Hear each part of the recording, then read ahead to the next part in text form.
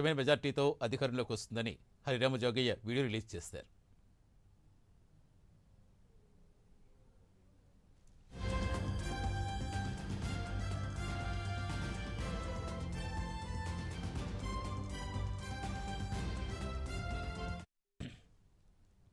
ఎన్నికల్లో టీడీపీ కూటమి స్పష్టమైన మెజార్టీతో అధికారంలోకి రాబోతుందని కాపు బలిజ సంక్షేమ సేన వ్యవస్థాపకులు హరిరామ జోగయ్య బహిరంగ లేఖ విడుదల చేశారు.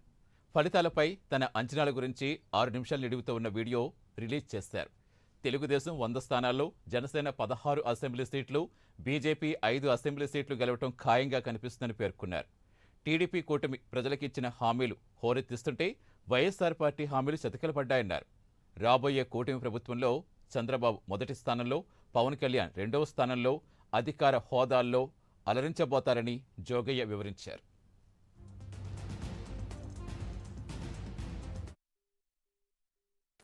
ఈ హామీలు చూస్తా ఉంటే జనంలో ఏం కనపడుతోందంటే 2014 ఎన్నికల్లో వైఎస్ఆర్సీపీ చేసిన ఎక్స్పెరిమెంట్నే మరోసారి చేసినట్టుగా కనబడుతుంది. అంటే సంక్షేమానికి ఈ 5 సంవత్సరాల్లో ఖర్చు పెట్టిన దానికి మించి ఎక్కువ శాతం ఖర్చు పెట్టడానికి, ఆ విధమైన హామీలు ప్రజలకు ఇవ్వడానికి జగన్మోహన్ రెడ్డి గారు కొంచెం సంశయించినట్టుగా కనబడుతుంది.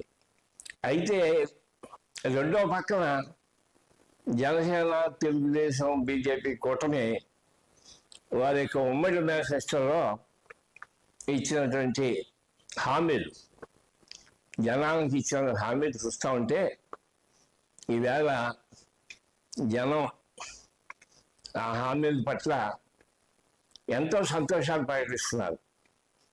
ఈవేళ ప్రజలకు కావాల్సినట్టుగా జనానికి ఆకర్షణీయంగా వాళ్ళ మేనిఫెస్టోలో అంశాలు అది చూపించడం జరిగింది. ఈవేళ కూటమి యొక్క మేనిఫెస్టో ఈవేళ పై ఎత్తులో ఉంది. జనాభిప్రాయాన్ని తీసుకున్నట్లయితే అనేటువంటిది ఒక పరిశోధకుడుగా లేక ఒక విశ్లేషణకర్తగా మాకున్నటువంటి సమాచారం. మేనిఫెస్టోలో అంశాలు ప్రజలకి నచ్చినటువంటి విధానం చూసినప్పుడు కూటమి యొక్క విజయం ఖాయంగా కనపడుతోంది. ఏ పరిస్థితుల్లో కూడా కూటమిని గ్యారంటీగా నెగ్గి ప్రభుత్వాన్ని ఏర్పాటు చేసే పరిస్థితి ఈవేళ మాకు వచ్చిన సమాచారం ప్రకారంగా కనపడుతుంది. 110 సీట్ల వరకు కూడా తెలుగుదేశం, జనసేన కూటమి నెగ్గించుకునే అవకాశం కనబడుతుంది. అలాగే 21 సీట్లు పోటీ పెట్టినటువంటి జనసేన సుమారు 16 సీట్ల వరకు కూడా వారు నెగ్గించుకునే అవకాశం ఇవాళ మాకు వస్తున్నటువంటి సమాచారం ప్రకారంగా కనపడుతోంది. అలాగే 5 సీట్లు తక్కువ కాకుండా బీజేపీ కూడా నెగ్గేటువంటి పరిస్థితి కనపడుతోంది. ఈ సమాచారాన్ని బట్టి నేను ఖచ్చితంగా చెప్పగలిగేది ఏంటంటే, ఒక విశ్లేషకుడుగా గ్యారంటీగా కూటమి ప్రభుత్వం ఏర్పాటు చేస్తుంది. రాబోయే ఎన్నికల్ని పాలనలో ముందే విశ్లేషించాల్సి వస్తే ఈనాటి పరిస్థితి ఇవాళ కూటమి విజయం, దాంతోపాటు తెలుగుదేశం అధినేత మొదటి స్థానంలో, పవన్ కళ్యాణ్ గారు 2వ స్థానంలో వివిధ హోదాల్లో ఉండేటువంటి ప్రభుత్వం నడిపేటువంటి అవకాశం ముఖ్యంగా కనపడుతుంది. ఇది ప్రజానీకానికి చెప్పాలనే ఉద్దేశంతో ఈ రోజున ఈ ప్రకటన చేయడం జరిగింది.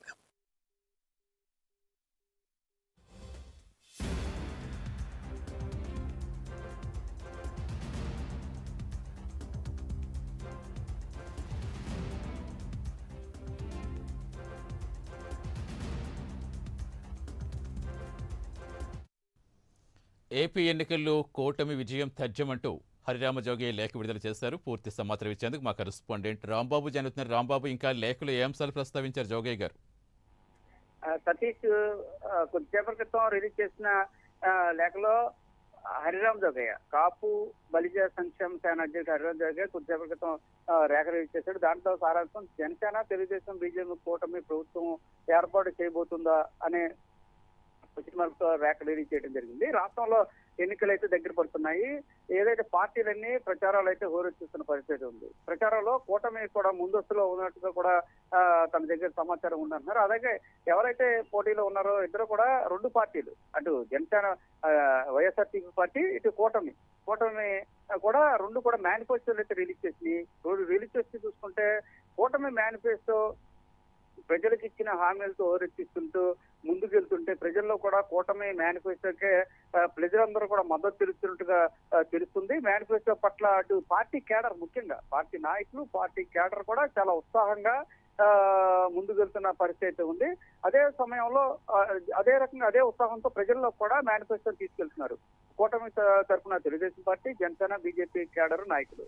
అదే రకంగా ఇటు వైసీపీ చూసుకుంటే మేనిఫెస్టోలో పెద్దగా అంశాలేమీ కనిపించట్లేదు. గతంలో నవరత్నాలే కొద్దిగా ఎక్స్టెన్షన్ చేస్తున్నట్టుగా ఉంది తప్ప కొత్తగా ప్రజలకు మేలు చేసే విధంగా ప్రజల సంక్షేమాన్ని దృష్టిలో పెట్టుకుని కొత్తగా ఇచ్చిన హామీలు ఏమి లేకపోవడంతో మేనిఫెస్టో రిలీజ్ చేసిన తర్వాత వైఎస్ఆర్సీపీ శ్రేణుల్లో కానీ నాయకుల్లో కానీ ఒక నిశ్చేజం నెలకొని ఉన్న పరిస్థితులు ఉన్నాయని, ఈ మేనిఫెస్టోలు రిలీజ్ చేసిన తర్వాత కూటమిలో ఉత్సాహం మరింత ఉత్సాహం నిండగా వైసీపీ కొద్దిగా చతికిలు పడ్డది. ఒక రకంగా వైసీపీ శ్రేణులు కూడా డేలా పడ్డారంటూ కూడా ఆయన పేర్కొన్నారు.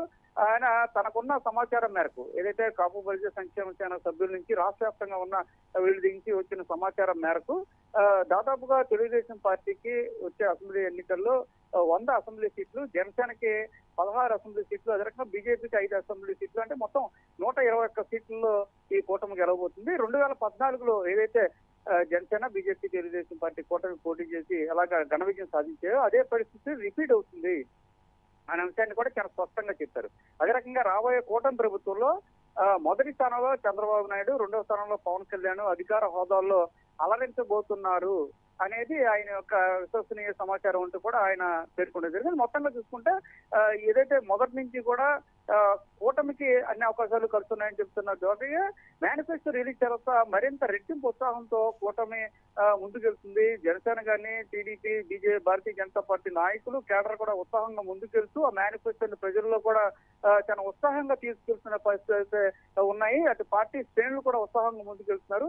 అంటే మేనిఫెస్టోలో వైసీపీ దీర్ఘంగా ఆలోచించినప్పుడు కూడా విషయంలో మాత్రం ఫెయిల్ అయింది. ప్రజలు సంక్షేమాన్ని దృష్టిలో పెట్టుకుని వాళ్ళు మేనిఫెస్టో రిలీజ్ చేయడంలో ఫెయిల్ అయింది. మేనిఫెస్టో రిలీజ్ చేసిన దగ్గర నుంచి కూడా వైసీపీలో ఒక అంతర్మతం స్టార్ట్ అయింది. ఆ నాయకులు కూడా కొంత అసహనంతో ఉన్నారు మేనిఫెస్టో పైన. ఈ రకంగా చూసుకుంటే ప్రజల్లో కూడా దాన్ని తీసుకెళ్లే పరిస్థితి లేదు అనేది చాలా స్పష్టంగా తెలుస్తుందంటూ కూడా తన దగ్గర ఉన్న సమాచారం మేరకు ఏదైతే కాపు బలిజ సంక్షేమ సేన సభ్యులు ఉన్నారో, కీలక సభ్యులు అందరూ కూడా వాళ్ళ దగ్గర నుంచి సమాచారం మేరకు ఇప్పుడున్న పరిస్థితులు మరి కొద్ది రోజుల్లోనే వారం కూడా లేదు, ఈ లోపే జరిగే 4-5 రోజుల్లో జరిగే ఎన్నికలకు సంబంధించి తెలుగుదేశం పార్టీకి 100, జనసేనకి 16, బీజేపీకి 5, మొత్తం 121 స్థానాల్లో ఖచ్చితంగా ఒక స్పష్టమైన మెజార్టీతో కూటమి ప్రభుత్వం రాబోతుంది. వచ్చిన తర్వాత మొదటి స్థానంలో చంద్రబాబు, రెండో స్థానంలో పవన్ కళ్యాణ్ ఉండి అధికార హోదాలో ఇద్దరు కూడా అలరించబోతున్నారు అనేది తనకున్న దగ్గర అత్యంత విశ్వసనీయ సమాచారం అంటూ కూడా ఆ లేఖలో జోగయ్య పేర్కొంటాం. రాష్ట్ర వ్యాప్తంగా హాట్ టాపిక్ గా మారిందని కూడా చెప్పుకోవచ్చు. Right, thank you Rambabu.